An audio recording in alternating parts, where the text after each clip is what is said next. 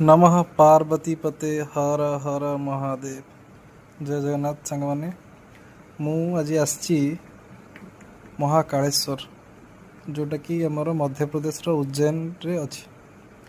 आज आम आसचु मामा मु आ मामू पुओ मोर टिकुलु आम 3 जन मिसिक आसचु। देखंतु केते बढ़िया बढ़िया जगह सब ये अच्छी, केते बढ़िया बढ़िया मूर्ति बनाई जमती आमर पुरी जगन्नाथ मंदिर जमती सब कॉरिडोर होती ये महाकालेश्वर उज्जैन ताठू बहुत बड़ कॉरिडोर एक्चुअली गवर्नमेंट महाकालेश्वर रे ही देखिकी आम पुरी मंदिर कॉरिडोर ही से माने तापर बनई मंदिर भितर तो मोबाइल फोन रे वीडियो अलाउ नहीं, तो मंदिर भितर किसी फोटो आम उठेलु जहाँकि आप देखु ये मंदिर फोटो मामा मो मामा सहित फोटो अच्छी आम मानकर तापरे एमती धीरे धीरे फोटो उठेकी तापर आम बाहर को आसलु। बहुत भल लगिला मंदिर परिवेश मंदिर भितर भगवान पाखक जाए दर्शन कर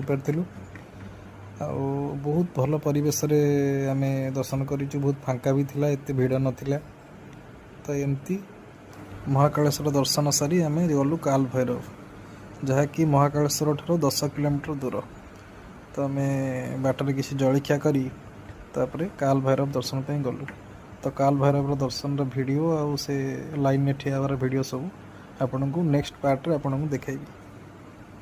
जय जगन्नाथ, हर हर महादेव।